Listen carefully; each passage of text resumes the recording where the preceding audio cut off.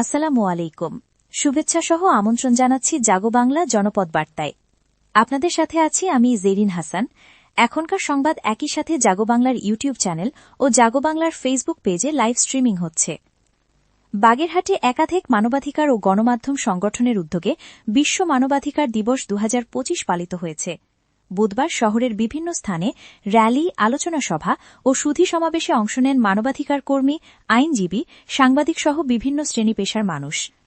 National press society, গণমাধ্যম ও মানবাধিকার সংস্থা সকালে বাগেরহাট জেলা কার্যালয় প্রাঙ্গণ থেকে একটি বর্ণাঢ্য র্যালি বের করে। র্যালি শেষে আলোচনা সভা অনুষ্ঠিত হয়। এতে প্রধান অতিথি ছিলেন তৌহিদুল ইসলাম সোহাগ। বিশেষ অতিথিদের মধ্যে ছিলেন জেলা সমন্বয়ক আলমগীর হাওলাদার, আইন সম্পাদক অ্যাডভোকেট ঠান্ডু, সাইফুল হোসেন বাদশাহ, সাংগঠনিক সম্পাদক নাসির উদ্দিন শেখ ও সাধারণ সম্পাদক জাহাঙ্গীর হোসেন লিটন। অনুষ্ঠান পরিচালনা করেন জেলা সভাপতি মোহাম্মদ আলমগীর হোসেন সাঈদ। বাংলাদেশ মানবাধিকার বাস্তবায়ন সংস্থা একই দিনে সংগঠনটির ৪৮তম প্রতিষ্ঠাবার্ষিকী ও ৭৭তম বিশ্ব মানবাধিকার দিবস উপলক্ষে বাগেরহাট কোর্ট চত্বর এলাকায় র্যালি ও সুধী সমাবেশ করে। এতে সভাপতিত্ব করেন জেলা সাধারণ সম্পাদক সৈয়দ শওকত হোসেন।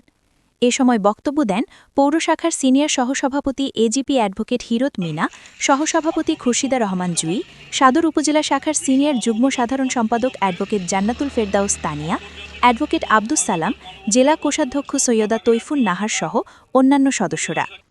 প্রিয় দর্শক, জাগো বাংলা টেলিভিশনের সবশেষ সংবাদ জানতে ভিজিট করুন jagobanglativi.us। যুক্ত থাকুন আমাদের সোশ্যাল মিডিয়া প্ল্যাটফর্মগুলোর সঙ্গে। পরবর্তী সকল সংবাদ দেখার আমন্ত্রণ রইল। ধন্যবাদ সবাইকে।